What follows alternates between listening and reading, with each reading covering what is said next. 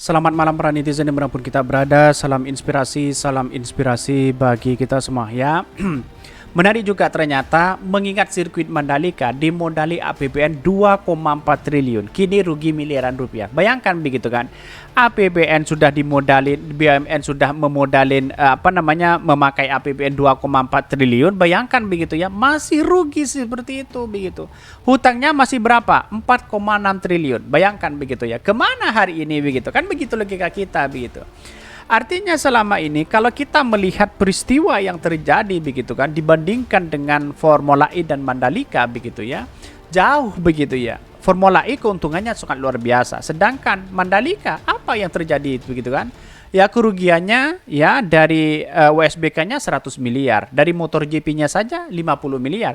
Apa yang mau dipertahankan begitu kan? Event-event seperti ini begitu kan.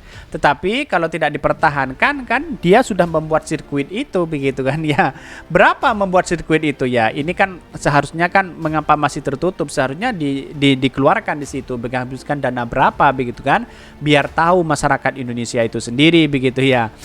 Pasti ya tidak sedikit di situ begitu kan.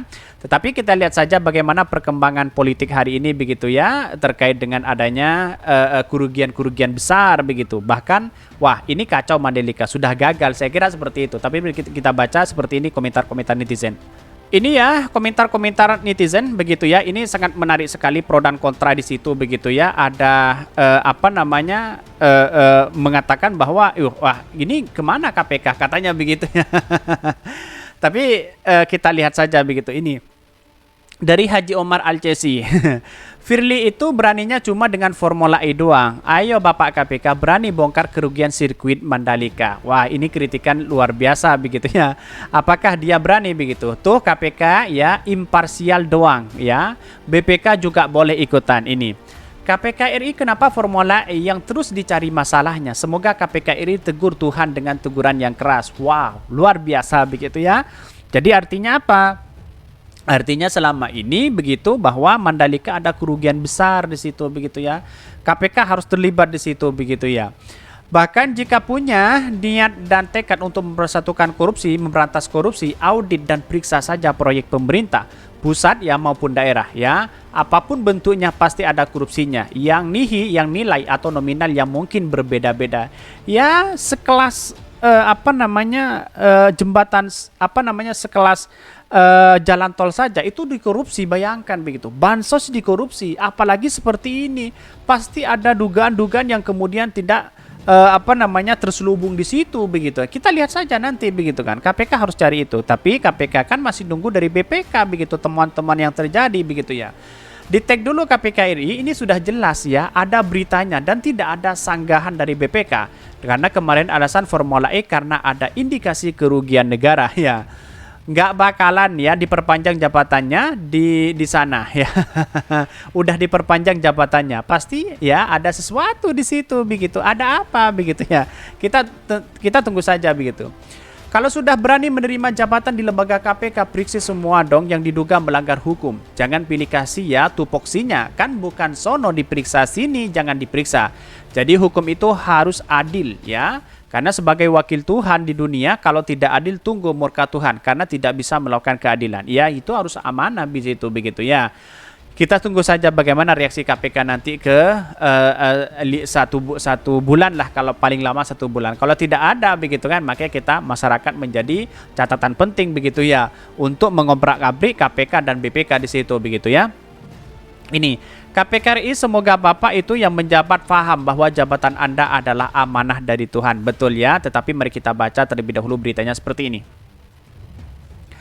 Ini beritanya ini agak menarik begitu kan, mengingat sirkuit Mandalika dimodali APBN 2,4 triliun, ya kini rugi miliaran. Bayangkan begitu ya, dimodalin 2,4 triliun, utangnya 4,6 triliun begitu kan ya. Kerugiannya itu 150 miliar dan sebagainya begitu. Ini dikutip dari CNN Indonesia.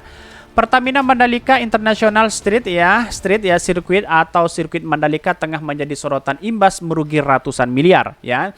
Holding BUMN Pariwisata Injorni menyebutkan salah satu kerugian terbesar berasal dari penyelenggara World Superbike atau WSBK. Ajang ini mereka sebut tidak menarik bagi investor dan masuk menjadi sponsor ya. Sponsornya juga tidak menarik begitu kan, masuk sponsornya juga tidak menarik ya, investornya juga menarik. Apa yang kita lakukan begitu ya?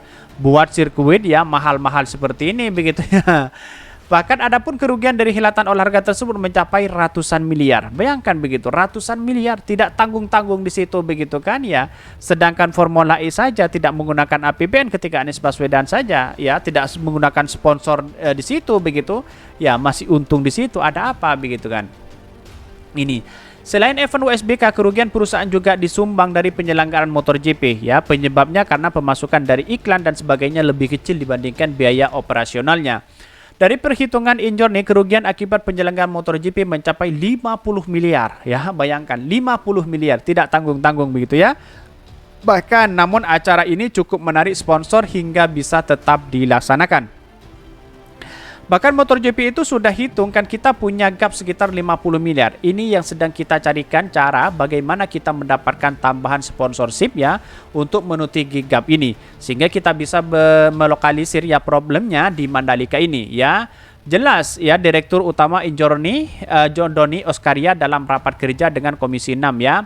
Adapun langkah ini dilakukan sebagai salah satu cara untuk mengurangi utang perusahaan untuk mengembangkan kawasan Mandalika yang saat ini mencapai 4,6 triliun. Utang tersebut tersebar atas kewajiban pembayaran jangka pendek ya 1,2 triliun dan jangka panjang 3,4 triliun. Bayangkan begitu ya. Wah, kok proyek Pak Jokowi ya semakin amburadul begitu ya, meninggalkan utang dan sebagainya begitu ya. Ya, pada hakikatnya kita tahu bahwa siapa mereka kan begitu logika kita begitu. Jadi, artinya selama ini kita lihat saja di situ begitu ya. Bahkan juga mereka menemukan dari kawasan ekonomi khusus ya, Mandalika Lombok Nusa Tenggara Barat yang menjadi salah satu kawasan pariwisata andalan. Mantan Presiden Susilo Bambang Yudhoyono menetapkan KM Mandalika sebagai kawasan pariwisata melalui peraturan pemerintah PP nomor 52 tahun 2014 ya, yang memiliki luas ya 1.350 hektar begitu ya. Bahkan Mandalika sendiri ya memiliki diresmikan Presiden Joko Widodo ya pada Oktober 2017. Saat itu proyek tersebut ya memiliki investasi 2,2 triliun. Proyek Mandalika dilaksanakan oleh PT Pengembangan Pariwisata ya Indonesia Persero ya atau ITDC ya pengembangan sebelumnya menjalankan proyek Nusa 2 di Bali. Bayangkan kalau memang ini ada keuntungan besar itu semakin luar biasa begitu. Tapi kalau kerugiannya seperti ini, ngapain masih mempertahankan itu begitu ya. Sirkuit Mandalika di Kecamatan Pujut, Lombok Tengah ini membentangi di tanah seluas ya 1.035 hektar ya. Bahkan sirkuit Mandalika dilengkapi dengan 40 garasi di area pedok bertipe permanen. Tribun penonton disebut dapat menampung hingga 110.000 orang. Namun selama pandemi COVID-19 Mandalika ya, Grand Prix Association itu menyediakan 65.000 ya. Artinya apa? Artinya selama ini ya percuma membangun sirkuit di situ, tetapi kalau ujung-ujungnya rugi begitu. Buat apa di situ begitu ya? Apakah ini adu gengsi atau apa? Wallahu alam. Kita lihat saja nanti perkembangan di situ begitu ya. Ya bahkan kalau menurut saya pribadi ya hal-hal seperti ini saya rasa wah ada kekacauan luar biasa begitu kan ya. Mengapa tidak sejak dulu begitu tidak diperhitungkan sama sekali di situ atas kerugiannya ya, terus keuntungannya di situ begitu, kok tahu-taunya ya rugi berapa miliar begitu ya, ratusan miliar begitu. Oke, mungkin itu yang kami ya sampaikan. Tonton terus channel Khodari Podcast Rakyat ini karena ada berita-berita menarik dan viral setiap harinya. Salam para netizen, salam inspirasi bagi kita semua. Jangan lupa di subscribe channel YouTube Khodari Podcast Rakyat ini.